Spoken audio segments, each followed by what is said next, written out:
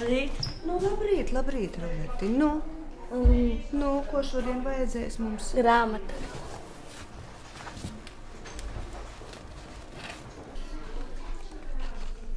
Es kā šodien atceros, ka viņš tāds klusiņš, mierīgs atnāca. Sabijies šausmīgi bija. Un viņš prasīja, vai var pie interneta. Un tad viņš tā klusā, mierīgi apsēdās. Mēs sarunājām, ka viņš, ja kaut ko nezinās, viņš jautās.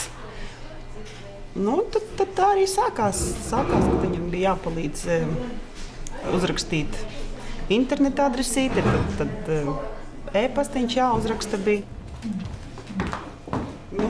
Kas tev jāraksta? Inbox? Jā.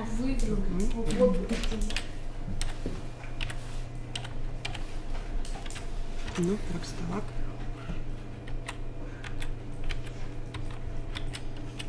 Visumā, ja tā paskatās, viņš ir no tiem bērniem, kas tā kautrīgs ir, jā.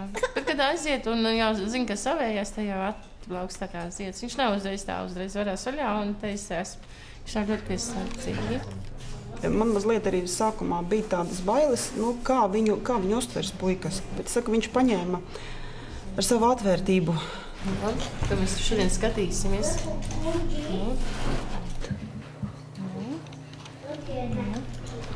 Ir, jā? Izskatīt. Reku man saglabāja. Tev ir saglabājis, beig forši. Paskatīsimies, kas tev būs atsūtījis vēstulīti. Man prieks, ka viņam ir līdzi atnākusi visa ģimene.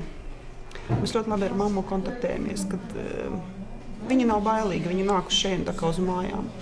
Viņš piekdienās atbrauc no skolas, viņš pulkstens pēc 5, vēl uz pusstundu viņš atskrien uz biblioteku. Viņš tāds dzīvāks ir palicis un viņam ir arī intereses par to, ka mamma, vai tu zini? Viņš man tādā visā iesaistīja. Kā mamma teica, viņam ļoti interesē pa virtuvi ševerēties kulinārija un tā. Varbūt mēs vairāk varam tajā virzienā un iesaistīties ar viņu. Varbūt arī kādā kūkas cepšanā, bibliotekā kādas problēmas.